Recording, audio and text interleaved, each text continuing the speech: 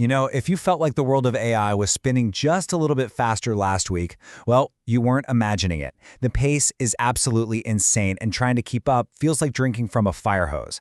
So let's try to make some sense of it all, shall we? I'm not kidding.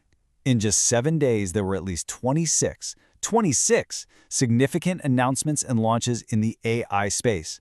We're talking everything from wild new creative tools to massive infrastructure projects. The ground is literally shifting beneath our feet. But hey, don't worry. The point of this isn't to just drown you in a list of 26 updates. Nope, we're here to pull out the big themes, connect the dots, and figure out the bigger story that's unfolding. It's time to find the signal in all that noise. And the first, and maybe the loudest, signal is money. Just staggering, world-changing amounts of money. We are smack in the middle of a trillion-dollar race, and that capital, it's the fuel for everything else we're about to talk about. So let's just start with this number, okay? $1 trillion. That's the rumored valuation OpenAI is shooting for with its IPO in 2026. If that actually happens, we're talking about one of the biggest public offerings in history. It would completely reshape the entire tech landscape.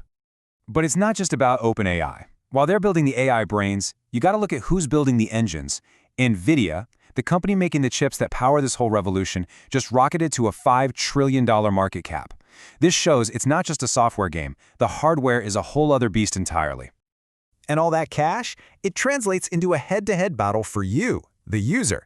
Look at this. On one side, you've got OpenAI pushing on safety and finally opening up wider access to its mind-blowing video model, Sora. But then, on the other side, check out Google's response. It's an all-out blitz. They're weaving AI into coding, marketing, research, even your smart home with Gemini. The big takeaway here is this isn't just some abstract tech race. It's a fight to become essential to your daily life.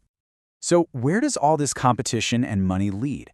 Well, for a lot of us, it leads right here, to an absolute explosion of new tools for artists, designers, musicians, really creators of all stripes. I mean, the floodgates are officially open. Sora is now a paid tool with custom characters. You've got newcomers like LTX Studio popping up with cinematic video generators. The giants, Adobe and Canva, are plugging AI assistants right into their apps. And get this, even the music industry is jumping in, with Universal Music partnering up with Stability AI. The entire creative toolkit is being rebuilt from the ground up, like right now. And if you want to see just how wild this is getting, check this out. Adobe's working on a new tool where you can upload a single image, just one picture, tell the AI what you want to happen, and poof, it generates an entire video from it. Think about that. The gap between a thought in your head and a finished piece of media is basically just dissolving. But of course, none of this magic just happens. It's not in a cloud, not really. It all runs on a massive, power-hungry, and incredibly complex physical infrastructure. This is the engine room of the whole AI revolution. I love this way of thinking about it, because it's so true. The chips, the servers, the data centers, they really are the new highways that all this data travels on, and they're the new power plants that generate the computational force to make it all work. So who are the builders? Well, this week gave us a perfect snapshot. You've got NVIDIA, the chip king, building a brand new supercomputer for the Department of Energy. Then you have Amazon's cloud service, AWS, dropping $11 billion on a data center just for one AI company, Anthropic. And then, on the complete other end of the spectrum, you have IBM. They're working on Edge AI, making these tiny little models that can run on your phone or your car, not just in some giant data center. It's happening at every single level, from the massive to the miniature. Okay, so all this power and money is incredible, but what does it actually mean for us, for real people? Well, the final big theme this week was all about bringing AI back to the individual, making it safer, more open, and actually useful in our day-to-day lives. And we're seeing a really clear push for more responsible AI. OpenAI released a couple of tools to help people secure their models. Other companies are adding features so you have more control over your privacy.